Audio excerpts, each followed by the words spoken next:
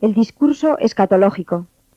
Después de haberlo escuchado, vamos a detenernos algo en su comentario, por ser materia que en muchos despierta gran interés.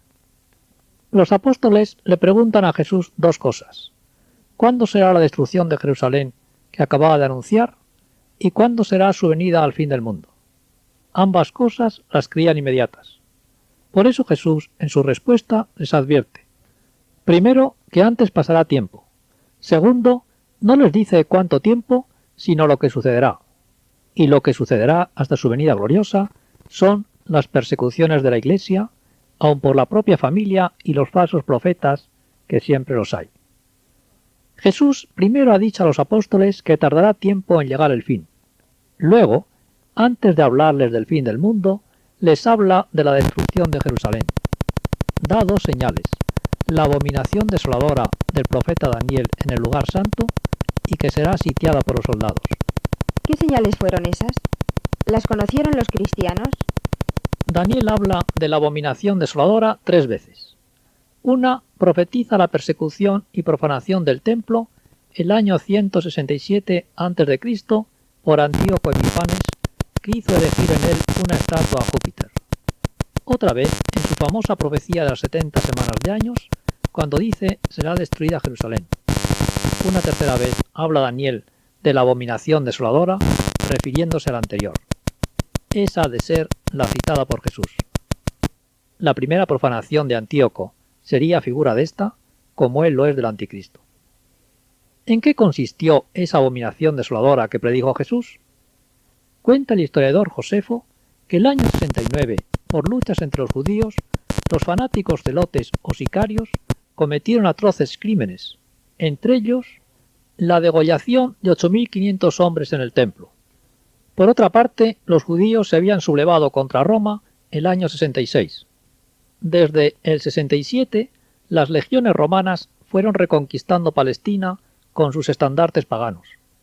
En el 70, Tito pone sitio a Jerusalén cuando estaba repleta de gente por los muchos peregrinos que habían acudido a la Pascua. Antes, los cristianos de Jerusalén, narra el historiador Eusebio, reconocieron en los acontecimientos las señales vaticinadas por Jesús y se refugiaron en Pella, al otro lado del Jordán. El castigo de Jerusalén fue espantoso. Según Josefo, y su relato estremece, durante el asedio de 5 meses, 11.000 murieron de hambre y los crímenes que por ella se cometieron fueron tales que hubo madre desesperada que se comió a su propio hijo pequeño. Murieron 1.100.000 personas por la espada y casi otros 100.000 fueron vendidos como esclavos. Se cumplieron las palabras que diría poco después Jesús en su Via Crucis a las mujeres de Jerusalén. Llorad por vosotras y por vuestros hijos, porque vienen días en que se dirá, dichosas las estériles, los vientres que no tuvieron hijos y los pechos que no criaron. Entonces se dirá a los montes, caed sobre nosotros, y a las colinas, ocultadnos. Cuando Jesús dijo, días de castigo para que se cumpla todo lo que está profetizado, ¿a qué profetizado aludía? Estaban profetizadas ya por Moisés, y frecuentemente en la Biblia, las maldiciones que caerían sobre el pueblo de Israel si pecaba contra Dios. Este ejemplo del pueblo de Israel es una constante histórica, y el más importante principio político que deberían tener en cuenta los gobernantes católicos. Cuando un pueblo se aparta de Dios, Dios le castiga. En cambio, como dice el Salmo 80, si mi pueblo me escuchase y fuese por mi camino, en un momento humillaría a sus enemigos y le alimentaría con flor de harina. Y el Salmo 2, sed sensatos y escarmentad los que regís la tierra. Servid a Dios con temor y temblor, no se irrite y os haga perecer. Dichosos los que se acogen a él. Comenta Pío XI, Quas Primas, la realeza de Cristo exige que todo el Estado se ajuste a los mandamientos divinos. No nieguen los gobernantes el culto público debido al poder de Cristo, si quieren conservar su autoridad y mantener la grandeza de su patria. El castigo de Jerusalén fue el más terrible, como lo había sido su pecado de matar a Cristo y seguir impenitente.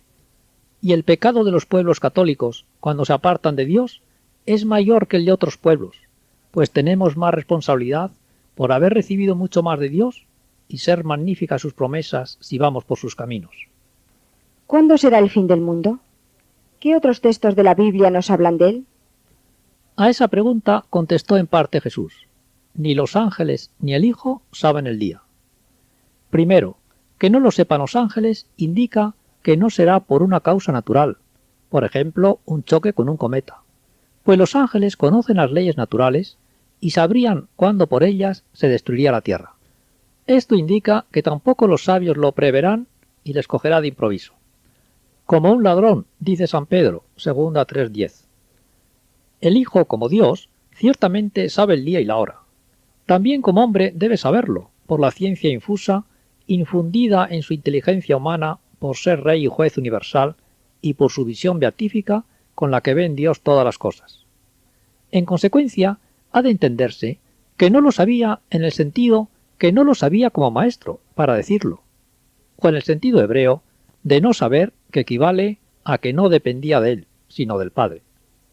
Pero que entonces, hace 2000 años, ni los ángeles supiesen el día, no quiere decir que cuando se acerque no se vaya a saber su proximidad, pues para eso da las señales, como las de la higuera, para conocerlo cuando ya llegue. Las señales que hemos oído a Jesús son: cuando se aproxime el final, para dar luz al nuevo reino de Dios habrá espantosas tribulaciones, que compara Cristo a los dolores que anuncian el parto, guerras universales, grandes terremotos, hambres, epidemias, sucesos aterradores. Se oscurecerán el sol y la luna, parecerán caer las estrellas, el mar se agitará. Todo ello castigo sin duda de las anunciadas traiciones y apostasía general favorecida por las hazañas que realicen como nunca numerosos falsos profetas. Sin embargo, a pesar de la angustia y miedo de los hombres, la vida y bodas seguirán, e inesperadamente, de pronto, se presentará en toda su majestad Jesucristo, Juez universal, y tendrá lugar la resurrección de los muertos. Un día empezó a llover. Alguno diría: es un chaparrón, pronto pasará. Y era el diluvio. Crecieron los ríos, vinieron las inundaciones, y todos se ahogaron, menos Noé con su familia. A muchos les pasará eso al final del mundo. No se darán cuenta, no conocerán los signos de los tiempos, las señales de la segunda venida de Cristo. Pero además de estas señales más inmediatas, da Jesús otras dos. Primera, será el fin del mundo cuando se haya predicado el Evangelio a todos los pueblos, lógicamente algo después para darles oportunidad que lo puedan practicar. Segunda, cuando Jerusalén vuelva a poder de los judíos, se habrá cumplido el tiempo de los gentiles. ¿Cuándo se cumplirá o llegará a su plenitud el tiempo de los gentiles? Precisamente cuando se convierta la plenitud o totalidad, no absoluta, de los gentiles. Y entonces, según dice San Pablo, Romanos 11, todo Israel se convertirá también. San Pablo une así la conversión del mundo y a continuación la conversión de los judíos. Jesús une la liberación de Jerusalén con el tiempo de la conversión del mundo. Esta futura conversión del mundo es cierta. Seguirá naturalmente a la predicación del Evangelio. Estaba profetizado ya en el Antiguo Testamento que el Mesías será rey de todos los pueblos, quienes se unirán al pueblo escogido. Ante él se postrarán todos los reyes y le servirán todos los pueblos. Salmo 71. Los príncipes de los pueblos se unen al pueblo de Dios. Sabiduría 46. Caminarán las naciones a tu luz. Isaías 60. Zacarías 14. Purificaré el labio de los pueblos para que todos invoquen el nombre de Yahvé. Sofonías 3. En el Nuevo Testamento hemos visto la afirmación de San Pablo que se convertirá a la plenitud de las naciones. Será la realización de la petición de Cristo y de la Iglesia, la cual no podía quedar desoída. Que todos sean uno.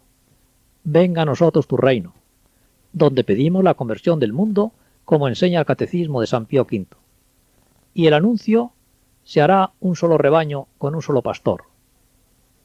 Además, en esta interpretación de la Escritura, tenemos la confirmación del sentir tradicional de la Iglesia y el magisterio de los papas del último siglo. Baste citar: Pío IX, Señor Jesús, tú prometiste que vendrá tiempo en que se haga un solo rebaño y un solo pastor. León XIII, todos recibirán de buen grado el imperio de Cristo y lo obedecerán, en plazo no muy lejano.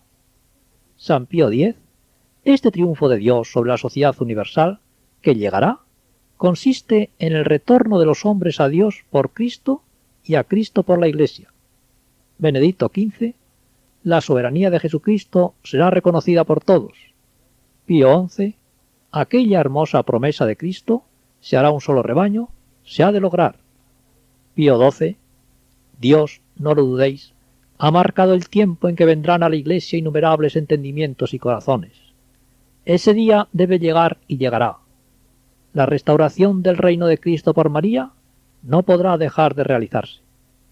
Juan 23, sucederá por fin que todas las ovejas que no son de este redil querrán volver a él. Vaticano II, todos los pueblos invocarán al Señor con una sola voz. Pablo VI, que la Virgen María acelere el momento esperado en que todos los seguidores de Jesucristo queden de nuevo unidos entre sí, etc. La futura conversión de los judíos, claramente anunciada por San Pablo, Romanos 11, es quizás lo que más profetizado está en muchos textos del Antiguo Testamento, en los que se profetiza la conversión definitiva y con gran prosperidad material que aún no ha tenido lugar. También, según San Pablo, de la conversión de los judíos se seguirá un esplendor en la Iglesia como nunca, como una resurrección de los muertos. La entrada del pueblo judío a la Iglesia será a continuación de la entrada de los restantes pueblos, y ambas al fin del mundo. El esplendor de Israel será al final de los tiempos. Isaías 2.2, Miqueas 4.1.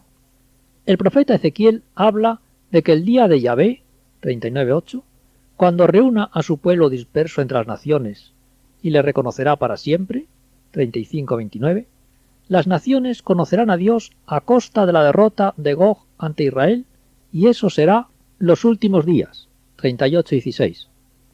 Daniel, al hablar de los últimos tiempos, capítulo 12, cuando sea la resurrección de los muertos, pone poco antes la salvación de su pueblo. Pero el testimonio más claro de que la conversión de los judíos será poco antes del fin del mundo, nos lo transmite la tradición universal de la Iglesia. Orígenes, siglo III. Al fin del mundo, cuando haya entrado la plenitud de las gentes, entonces también todo Israel se salvará. San Jerónimo, siglo IV, repite lo mismo. San Agustín, siglo V, es cosa conocidísima y comentada por todos los fieles, que al final de los tiempos, antes del juicio, los judíos creerán en Cristo. San Gregorio Magno, siglo VI. Cuando se acerque el fin del mundo, el Señor consolará el dolor de la Iglesia con una múltiple cosecha de almas. En el último tiempo, todos los israelitas correrán a la fe. Sin embargo, el fin del mundo no será inmediatamente después de la conversión de los judíos, pues han de cumplirse las profecías de la prosperidad material del futuro Estado católico de Israel y del esplendor universal de la Iglesia. Si el castigo de la deportación en Babilonia duró 70 años, que en la Biblia es una generación, una época completa, lo mismo podría ser, por ejemplo, esa época de prosperidad antes del tiempo final del Anticristo. Pero no como imaginan los milenaristas, reprobados por la Iglesia, pues ni pueden ser 1000 años, ya que será poco antes del fin del mundo, ni faltará la cizaña, los pobres y la cruz, ni menos vendrá Cristo a reinar en persona hasta el juicio universal. ¿Tardará mucho la conversión de los judíos y la antecedente conversión del mundo? ¿No hay otras profecías sobre esto? La señal más clara, según la profecía de Jesús, de que se está cumpliendo o llegando a su plenitud el tiempo de los gentiles o de las naciones, es la reconquista completa de Jerusalén por los judíos, 1967, y la comenzada vuelta de la dispersión. Han vuelto 3 millones de los 14 que hay en el mundo. Un retorno triunfal y general está también anunciado en la Biblia. Otras muchas profecías privadas, unas poco creíbles, otras muy verosímiles y muy interesantes, hablan de esa época futura feliz, con un gran papa restaurador, pero después de un terrible castigo al mundo, que podría ser cuando, al toque de la 6ª trompeta del Apocalipsis, sea exterminada la 3ª parte de los hombres, parece que por una guerra universal. Según dichas profecías privadas, el castigo está próximo. Después, como dijo la Virgen en Fátima, mi corazón inmaculado triunfará. Rusia se convertirá y al mundo se le dará un periodo de paz. Antes, en las apariciones de la medalla milagrosa a Santa Catarina Labouré, París 1830, y en las de la Salette, Grenoble, Francia 1846, había anunciado también la Virgen esta paz después del castigo. San Juan Bosco, en sus famosos sueños proféticos, cuando habla de las guerras, de la destrucción de París y castigo de Roma, y de que un papa será forzado a huir de Roma 200 días, acaba diciendo que la paz se hará para el mes de las flores con 2 plenilunios. Solo en 1988 mayo tendrá 2 plenilunios. Citemos también la famosa profecía de los papas atribuidas a Malaquías, según la cual, después de Juan Pablo II, solo quedan 2. De la gloria del olivo será el gran papa esperado y Pedro Romano. En la Biblia encontramos también más cosas respecto a la conversión de los judíos. Lo más notable es que Elías, el profeta que el siglo IX a.C. fue arrebatado al cielo sin morir, 2 Reyes 2:11, volverá a convertirlos según está profetizado y es sentencia de todos los santos padres. También se ha de encontrar el arca, el tabernáculo y el altar que ocultó Jeremías en el monte Nebo, Macabeos 2:2. Además, en ese tiempo de la conversión de los judíos se reedificará el templo, Ezequiel 43:7. ¿Está relacionado con esto el día de Yahvé que tanto aparece en la Biblia?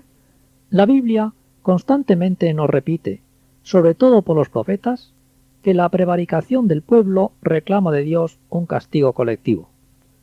En el profeta Amós, siglo VIII a.C., aparece ya que ese castigo contra judíos y gentiles tendrá lugar el día de Yahvé. Como todos los profetas, al mismo tiempo que anuncia el castigo y que se oscurecerá el sol, infunde la esperanza de futuros días felices. Amós, el día de Yahvé, lo refiere a los últimos tiempos. Entonces haré volver a los deportados de mi pueblo, reconstruirán las ciudades. Yo les plantaré en el suelo y no serán arrancados nunca más. Por donde vemos, no se trata del cautiverio en Babilonia o el día de Yahvé del año 70. Después Sofonías, siglo VII a.C., dedica su corta profecía a proclamar contra Judá ese día de Yahvé, famoso Dies Irae, día de ira, en que se oscurecerá el sol. Y añade también, entonces volveré puro el labio de los pueblos, para que todos invoquen el nombre de Dios y le sirvan bajo un mismo yugo. En aquel tiempo haré exterminio de todos tus opresores, de todos los habitantes de la tierra, os congregaré, volveré a vuestros cautivos. Jeremías, siglo VII-VI a.C., profetizó que serían llevados cautivos a Babilonia 70 años. 70 años lunares igual 67 años solares. Del 605 a.C., que tuvo lugar ya la primera deportación, hasta el 538. Habla también del día de Yahvé contra las naciones. La ira de Dios se desatará contra los malvados al fin de los tiempos. Ese día en que destruya Dios a todos los pueblos entre los que dispersó a Israel, será para este de angustia, pero entonces se salvará y no tendrán que servir a extranjeros nunca más. Jamás serán ya destruidos. Capítulos 30-31.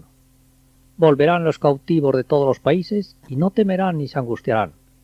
Suscitará Dios un rey descendiente de David que reinará prudentemente y en sus días se salvará Israel y habitará en paz. Estas promesas aún no se han realizado.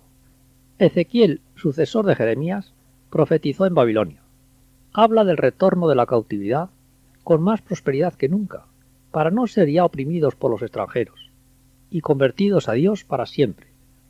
No son promesas condicionadas, sino profecías de lo que va a pasar, porque Dios lo hará. Os arrancaré ese corazón de piedra y os daré un corazón de carne. Pondré dentro de vosotros mi espíritu y os haré cumplir mis mandamientos. Pero antes insiste largamente en los terribles castigos que sufrirán por sus abominaciones, y puesto que después de ellos viene la restauración definitiva, deben referirse también a los tiempos posteriores a Cristo. habla luego del día de Yahvé, día de tinieblas, día de castigo para las gentes. Dentro de muchos años, cuando Israel haya vuelto del destierro y viva en paz, irá contra él Gog, un pueblo del norte de orillas del Mar Negro, ayudado por otros muchos pueblos, y será exterminado en Palestina, el día que yo he anunciado, dice Dios, o sea, el día de Yahvé. Ese mismo día lo encontramos en Zacarías, siglo VI a.C., a la vuelta del cautiverio. Es el día de una futura destrucción de Jerusalén que no puede ser otra que la del año 70 después de Cristo. Pero después Dios combatirá contra sus enemigos, y para ellos Jerusalén será copa de vértigo, pues todos quedarán destruidos. Las 2/3 partes de la tierra serán exterminadas, 13:8, y el tercio restante se convertirá. Además de esta futura conversión del mundo, después de tan terrible exterminio, vaticina la conversión de los judíos al cristianismo, precisamente cuando Dios destruye a sus enemigos. Derramaré sobre la casa de David y sobre los moradores de Jerusalén un espíritu de gracia y oración, y alzarán sus ojos a mí, y llorarán a aquel a quien traspasaron, como se llora al unigénito, y se lamentarán por él, como se lamenta uno por el primogénito. 12:10.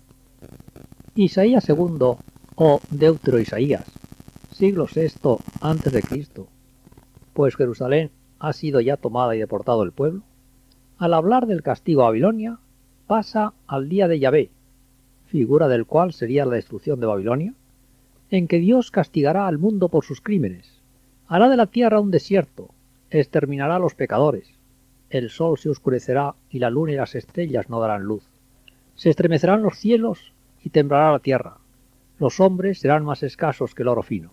13:9. Cuando Dios destine a las naciones al matadero, todos sus enemigos serán aniquilados. 34:1 y 41:11. Joel, siglo VI o V a.C., repite que en el tiempo que se verifique la restauración de Israel para siempre, todas las naciones serán castigadas el día de Yahvé, cuando se oscurezcan el sol, la luna y las estrellas. Concreta que reunirá a todas las gentes en el valle de Josafat, o Yahvé juzga. Como, según Ezequiel y Zacarías, la batalla se hará junto a Jerusalén, se ha ubicado el valle de Josafat en el torrente de Cedrón y se supone que allí será el juicio universal, pero del juicio que habla el profeta es de ese otro castigo, el día de Yahvé. Tienen también referencias al día de Yahvé otros dos profetas, Abdías y Malaquías. En el Nuevo Testamento, el Apocalipsis, capítulo 20, detalla mucho más la gran batalla explicada en Ezequiel. Cuando después de 1000 años Satanás sea suelto por un poco de tiempo, reunirá de los 4 puntos cardinales a Gog, en número incontable, y cercarán Jerusalén. Entonces bajará fuego del cielo y los devorará. Es la misma batalla que alude antes, 16:14, el gran día del Señor.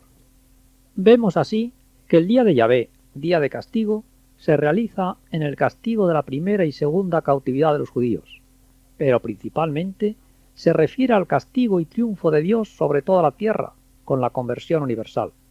A su vez, ese día es también figura del juicio universal, definitivo castigo y triunfo de Dios.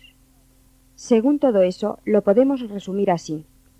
No mucho antes del fin del mundo, los judíos volverán a Palestina, se convertirán y gozarán una época de gran prosperidad material, al tiempo que la Iglesia alcanzará gran esplendor. Una vez que los judíos estén ya en Jerusalén, y parece que antes de su conversión, muchas naciones siguiendo a ese Gog, quizás el comunismo ruso, les atacarán. Pero milagrosamente serán destruidas las 2/3 partes de la humanidad ese día de Yahvé, en que se oscurecerá el sol, la luna y las estrellas, se estremecerán los cielos y temblará la tierra. El resto de los hombres que permanezcan vivos se convertirán, y a continuación lo harán los judíos, gracias a la predicación de Elías bajado del cielo.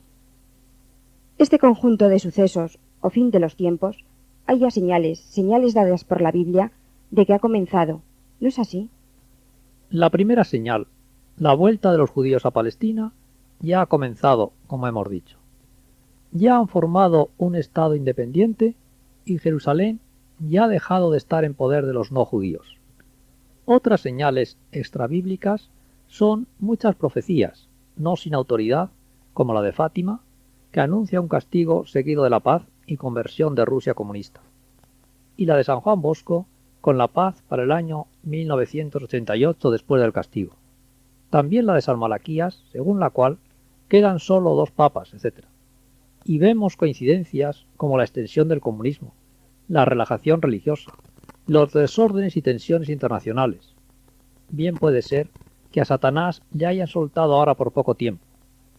De acuerdo con la interpretación más verosímil de las 7 iglesias del Apocalipsis, que son no 7 ciudades, sino 7 épocas de la historia, estamos en la época de Sardes, época de prosperidad material, para entrar en la época de Filadelfia, o amor de hermanos, cuando se convierta la sinagoga.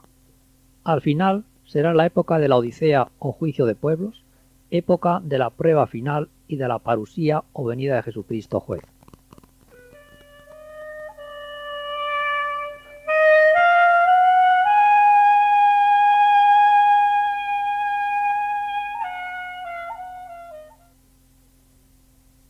Final del discurso escatológico, la parusía y el juicio universal.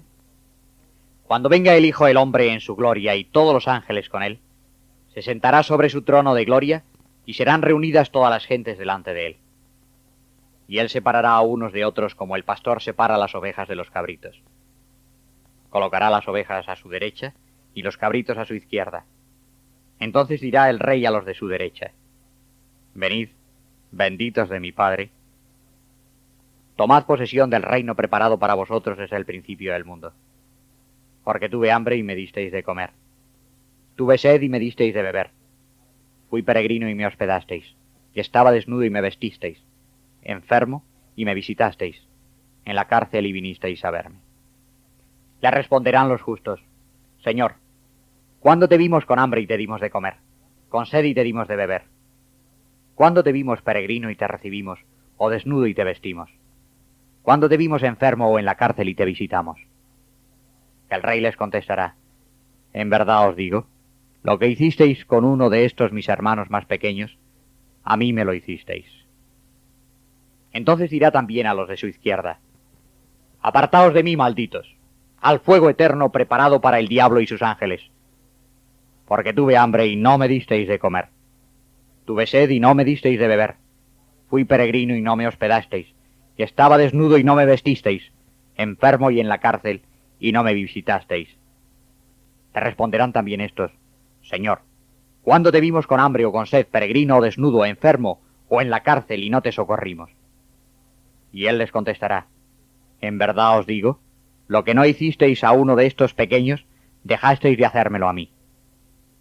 Y estos irán al castigo eterno, y los justos a la vida eterna.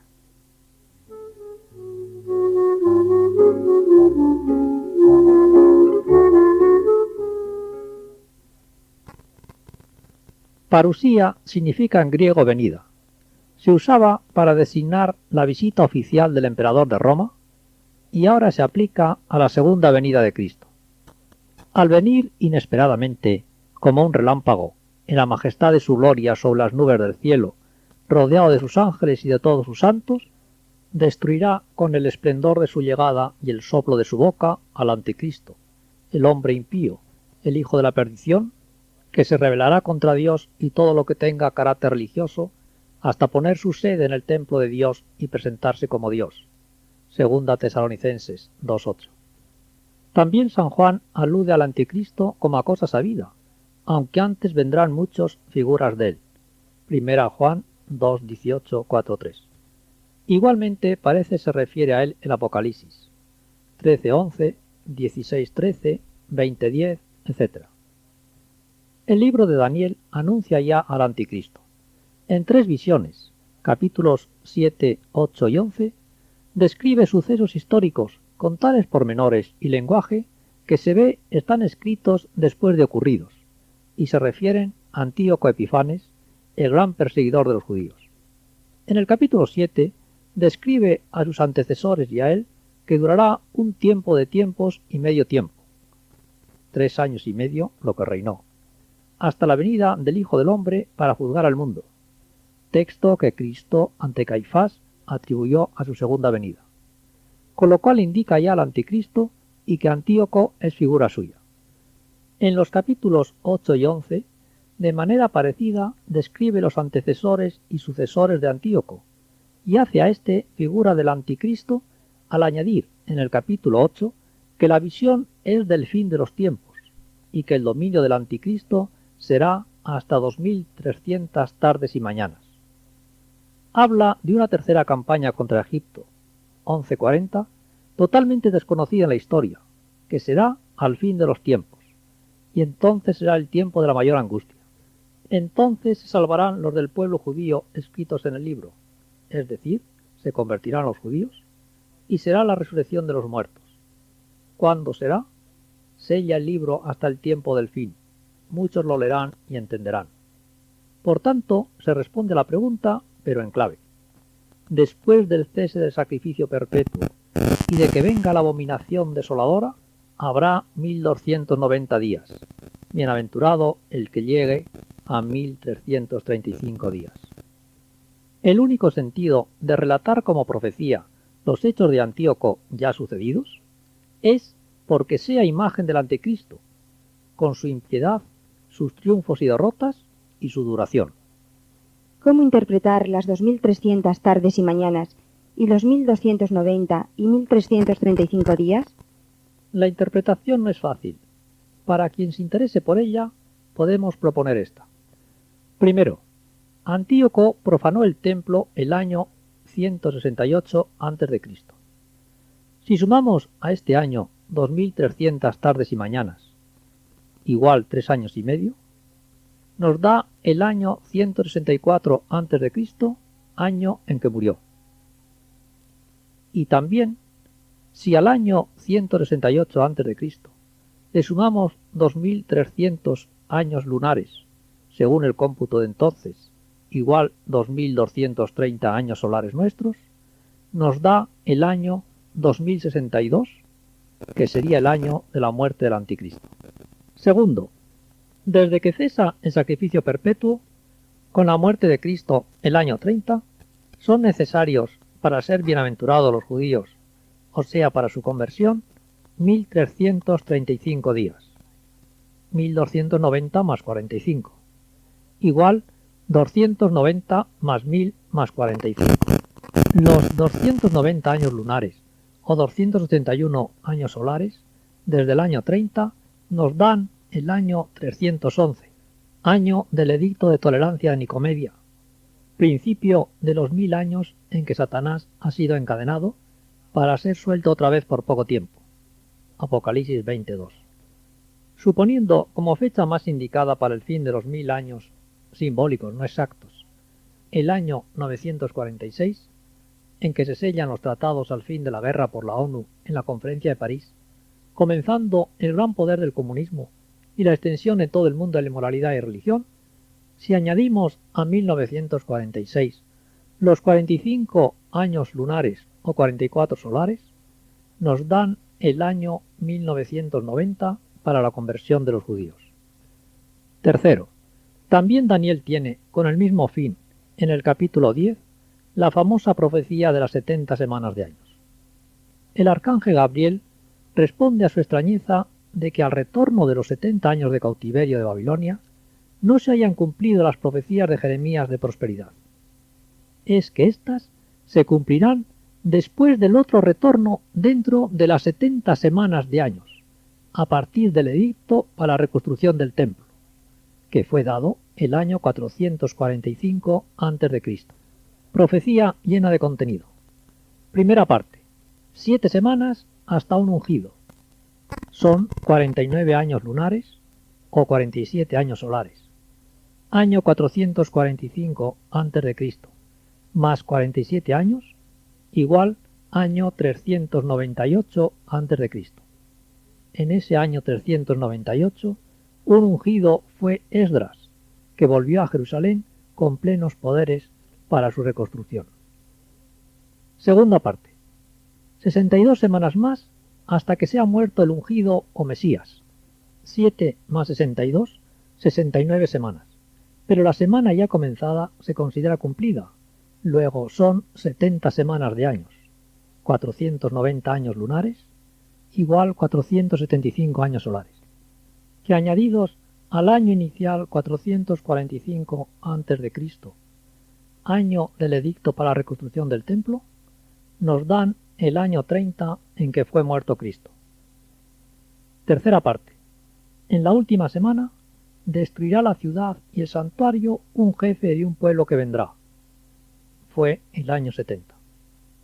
Al final de las 70 semanas de años se realizará la visión, poniéndose fin a la rebeldía del pueblo y a su pecado, pues a indicar eso se dirige la profecía. ¿Cuándo será ese final? ¿Cuánto durará esa última semana? Terminaremos esta interpretación a título de curiosidad. Antes, los 70 años de Jeremías los ha tenido que multiplicar Daniel por 7. Ahora, los 490 años de Daniel, ¿por cuánto habrá que multiplicarlos para que nos dé el final de la última semana?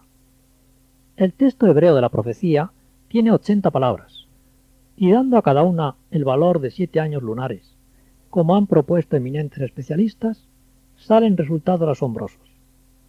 La encarnación es la palabra 65. 65 por 7 igual 445 años lunares, igual 442 años solares, que a partir del año 445 a.C.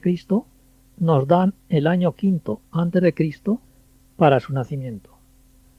La muerte de Cristo es la palabra 70, que corresponde por tanto al año 30 después de Cristo. La destrucción del templo, la palabra 76, que por el mismo procedimiento da el año 70. Y quedan 4 palabras. Para entender la última semana a partir de la muerte de Cristo, año 30, ¿no será la clave multiplicarla por 70 por 4? 7 por 70 por 4 igual 1960, que a partir del año 30 nos da el año 1990. El mismo año exacto que antes nos dieron los 1335 días para la conversión de los judíos. Si, como dijimos, será unos 70 años antes del fin del mundo, coincide con el año 2062, que nos salía antes para la muerte del Anticristo.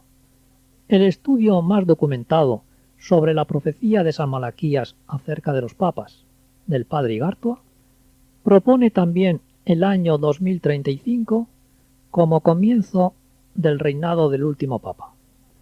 Pura casualidad, tantas coincidencias y las concordancias con otras profecías extrabíblicas que hemos citado.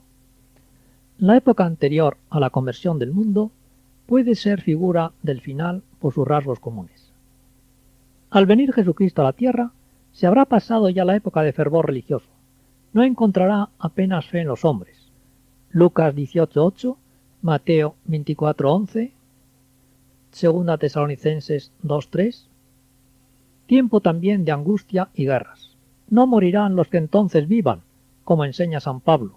Os digo un misterio, no todos moriremos, pero todos seremos transformados. 1 Corintios 15:51 y 1 Tesalonicenses 4:15. Por eso en el credo decimos, vendrá a juzgar a los vivos y a los muertos. Según eso, tampoco será destruida la tierra al llegar de repente Cristo juez. Sin embargo, San Pedro, 2 3:10, dice que el día que venga el Señor, los cielos se desharán con estrépito, y los elementos abrasados se disolverán, y la tierra se consumirá con las obras que hay en ella. ¿Será después del juicio, cuando sean creados los cielos nuevos y la nueva tierra? En el juicio universal, ¿únicamente seremos juzgados de las faltas de caridad? Seremos juzgados de todo, sin duda. San Pablo lo dice expresamente. Ante el tribunal de Cristo, cada cual recibirá conforme al bien o al mal que hizo estando en su cuerpo. 2 Corintios 5:10. Todo el Evangelio no hace más que repetir que Dios dará su merecido a los hombres. Parábolas de los talentos, de las 10 vírgenes, etc. Al describir el juicio, Jesús resalta como ejemplo los actos y omisiones de caridad para recalcar su importancia en la vida cristiana, pero desde luego no excluye el mérito o la culpabilidad en los restantes mandamientos y virtudes. de los que también seremos juzgados, y lo confirma la enseñanza de la Iglesia. Finalmente, es un hecho que sucederá, es palabra de Dios: venid benditos de mi Padre. Será el reino prometido, los cielos nuevos y la tierra nueva, por siempre jamás. Que Dios nos dé su gracia para conseguirlo.